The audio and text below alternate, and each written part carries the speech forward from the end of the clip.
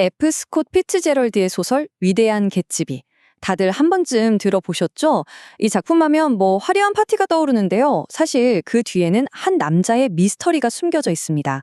오늘 그 미스터리를 한번 파헤쳐 보려고 합니다. 대체 제이 개츠비는 누구일까요? 이 이야기 속으로 우리를 안내할 사람은 바로 닉 캐러웨이라는 젊은이예요. 그가 늘 가슴속에 품고 다니는 아버지의 조언이 하나 있습니다. 바로 이 구절이죠. 누군가를 비판하고 싶을 때는 말이다. 이 세상 사람이 다 너처럼 좋은 조건을 타고난 건 아니라는 점을 기억하렴. 어쩌면 이건 우리 모두에게 필요한 조언 아닐까요? 자, 그래서 우리는 닉의 여정을 따라서 총 5단계로 나눠서 저택 속 그 남자에 대한 퍼즐을 한번 맞춰볼 거예요. 먼저 에그에 가볼 거고요. 다음은 제의 골짜기, 그리고 개츠비의 신화를 알아보고 드디어 첫 만남을 가진 뒤에 마지막으로 그 남자와 그의 동기까지 파헤쳐 보겠습니다. 그럼 바로 시작해 볼까요? 자, 이야기의 배경은 1922년 여름입니다. 돈과 전통이라는 기준으로 딱 나뉘어버린 곳, 롱아일랜드의 한 낯선 동네에서 모든 게 시작되죠. 이 동네에서는요, 사는 곳이 그 사람의 운명을 결정합니다. 한쪽에는 이스트 에그가 있어요.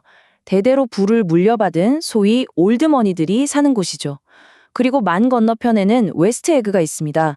갑자기 부자가 된 뉴머니들의 동네예요.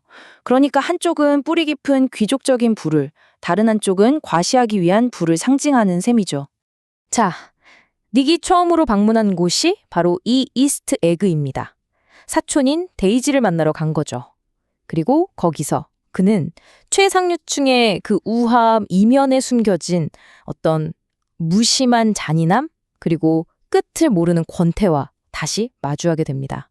바로 이 한마디, 이게 데이지라는 인물의 매력적인 겉모습 뒤에 숨겨진 냉소와 공허함을 정말 적나라하게 보여주죠.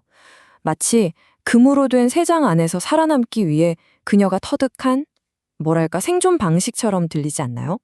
그리고 바로 그날 밤 닉이 집으로 돌아갈 때 드디어 우리는 그 수수께끼의 인물 개츠비를 처음으로 보게 됩니다. 어둠 속에서 홀로 서서 저 멀리 손에 닿지 않는 무언가를 향해 간절하게 팔을 뻗고 있는 모습으로요.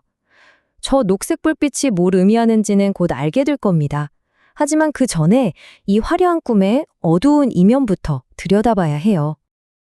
부자들이 사는 에그와 반짝이는 대도시 뉴욕, 그 사이에는 아주 우물한 회색 지대가 존재합니다.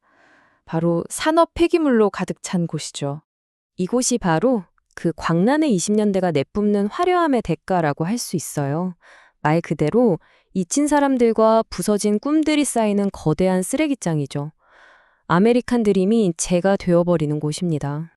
그리고 바로 여기에서 우리는 톰이 가진 권력의 잔인한 민낯을 보게 됩니다. 그는 자기 정보를 만나러 가는 길에 닉을 억지로 끌고 가죠. 자신의 불륜을 과시하면서 자기보다 못하다고 생각하는 사람들을 정말 아무렇지 않게 짓밟아 버려요. 그날 오후는 결국 도시의 작은 아파트에서 벌어지는 술과 폭력이 뒤섞인 엉망진창 파티로 끝나버립니다. 그리고 톰의 이 충격적인 폭력과 함께 모든 게 파국으로 치닫죠.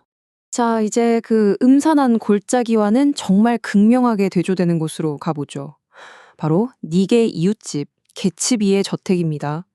여기서는 주말마다 상상을 초월하는 엄청난 파티가 열려요. 그런데 이상한 건 이 파티의 주인을 본 사람이 아무도 없다는 겁니다. 이 파티는 거의 전설적이에요.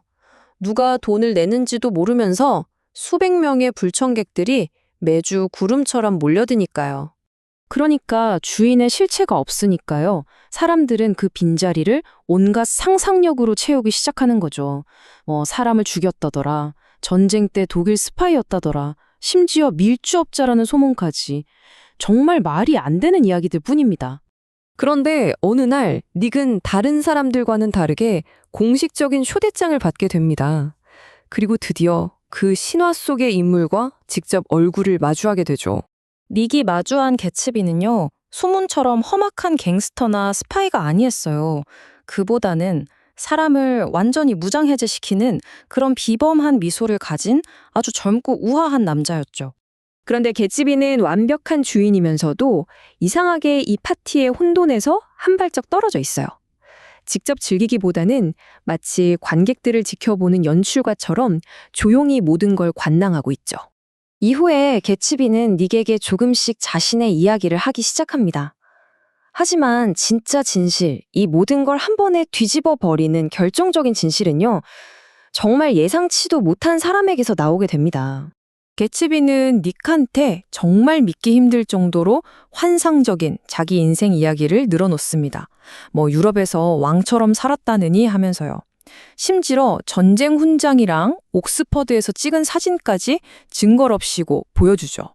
알고 보니 이 모든 화려한 이야기는 닉에게 할 아주 큰 부탁을 위한 밑밥이었던 거죠.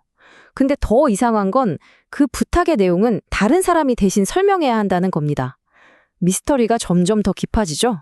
그리고 마침내 조던 베이커를 통해서 모든 퍼즐이 맞춰집니다. 그 거대한 저택, 매주 열리는 파티, 그를 둘러싼 무성한 소문들까지 이 모든 게 전부 단 한 사람, 바로 데이지를 위해 만들어진 거대하고 정교한 무대였다는 사실이요. 그제야 모든 게 이해가 되기 시작합니다. 닉이 봤던 그 녹색 불빛, 개츠비가 그토록 간절히 손을 뻗던 그 불빛이 바로 데이지네 집 부두 끝에서 빛나던 불빛이었던 거예요. 개츠비의 그 어마어마한 부와 노력, 그 모든 게 오직 과거의 한 사람을 되찾기 위해서였다는 거죠. 그러니까 그는 오직 한 여자를 위해 자기만의 제국을 건설한 겁니다. 하지만 여기서 질문이 생기죠. 과연 과거를 되돌릴 수 있을까요?